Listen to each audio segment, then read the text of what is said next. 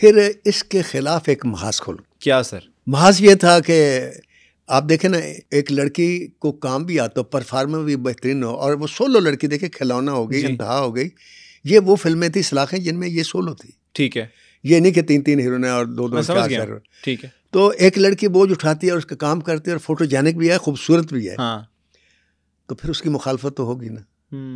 फिर उसकी मुखालफत क्या हो सकती है? मतलब उसको ये तो थी नहीं ना कि वो शराब पीती हो, जुआ खेलती हो, या टाइम पर ना आती हो, या कोई गड़बड़ करती हो। ठीक है।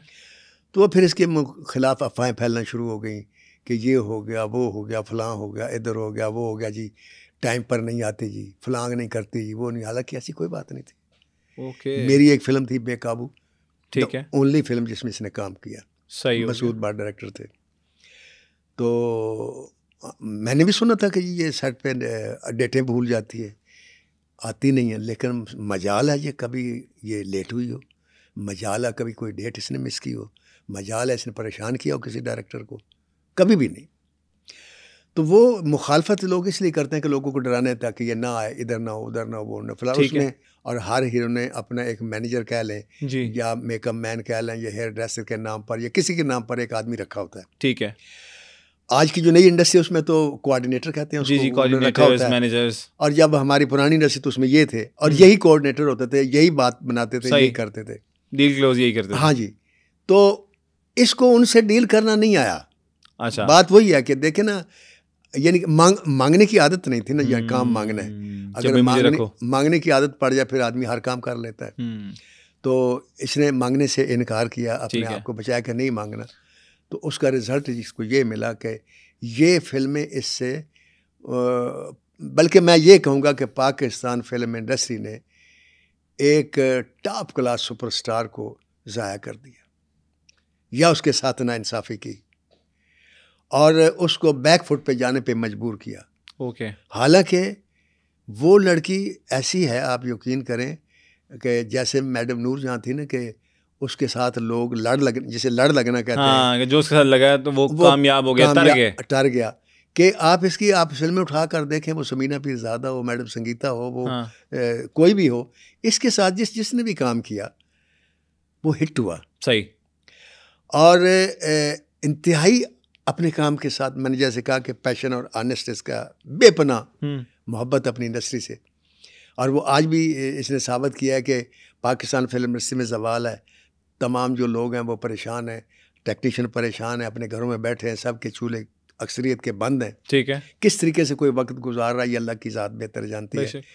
इसमें कुछ हीरोइन आई, जैसे रेशम आई, रीमा आई, और भी हीरोइन ने कुछ किया कि उनको पैसे दिए, बाबरा शरीफ है, किसी को पैसे दे दिए, कोई घर गया, हाँ, किसी का घर चल किसी घर चल गया, किसी को राशन डलवा दिया, किसी को कुछ किया। इसने जब स्टूडियो का चक्कर लगाया तो उसने देखा ये वीरानी सारी कुछ, तो इसने ये नहीं किया कि मैं किसी के घर में राशन दे दूं, या किसी को कपड़े दे दूं, किसी को खाने के लिए। कौन दे सकता है अल्लाह की ज़ात के सिवा? नहीं दे सकता कोई। लाल सुर्खी जी, ये यूं कर ले। रेड लिपस्टिक्स नाम से कंपनी बनाई, जिसमें उसने अनाउंस किया कि मैं फिल्में भी बनाऊंगी और मैं ड्रामे भी बनाऊंगी। अच्छा, उसके पहले लोगों ने मजाक उड़ाया, ये क्या होगा, कैसे होगा, वैसे होगा। तो कि मीरा जी किस तरफ निकल पड़ी और उनके पास पैसे कहाँ हैं, क्योंकि ये होता है ना, वो पीछे इंडस्ट्रियलिस्ट हो तो वो ऐसे तो थे नहीं। सही। तो अकेली थी और माँ थी सिर्फ। अच्छा। तो ये कैसे होगा? लेकिन फिर लोगों ने देखा कि वाकई उसने फिल्म शुरू कर दी। अच्छा। शान जैसे आदमी को हीरो लिया और एक्टर लिया और बतौर डायरेक्टर लिया। वो फिल्म सेट पर है और आधे से ज़्यादा मेरे ख्याल में वो बन चुकी है। वाह। और फिर वो, जैसे मैं आपसे कह रहा हूँ ना कि एक कामयाब औरत के पीछे कहते हैं मर्द का हाथ होता है, जिस तरह के एक कामयाब मर्द के पीछे औरत का हाथ होता है। तो इसको अतालीक बड़ा मजबूत चाहिए था, मशवरा देने वाला और सही रास्ते पर लगाने वाला। सही हो गया। वो इसे अब मिला है, जो मेरी ज़ाती रीडिंग है अब के दौर, अभी करंटली ये जो इसने रेड लिपस्टिक बनाई है ना, और अपनी कंपनी का आगाज़ किया और शान को डायरेक्टर लिया, तो इसको तालीक मिला जिनका नाम है सलमान भट्ट। ठीक है। तो मैं तो उनको नाम से ही जानता हूँ, मैं मिला भी हूँ उनसे, बहुत अच्छे इंसान। और उसमें ये सबसे बड़ी खूबी जो है कि वो सिर्फ इन्वेस्टर नहीं है। अच्छा। कि उसने मीरा की फिल्म पे इन्वेस्ट कर दिया पैसा जी। वो उसके अंदर बेहतरीन राइटर है। अच्छा। उसके अंदर एक डायरेक्टर भी है और उसके अंदर एक एक्टर भी है। अच्छा जी। मसलन वो एकदम मुझे बैठे बैठे कहता है नासिर साहब मैंने एक सीन सोचा है। मैंने कहा जी फना सुनाए। सीन सोच के सीन के फिर डायलॉग भी सुनाए और फिर डायलॉग बोल के सुनाए। वाह, कि जैसे एक्टर बोलता है।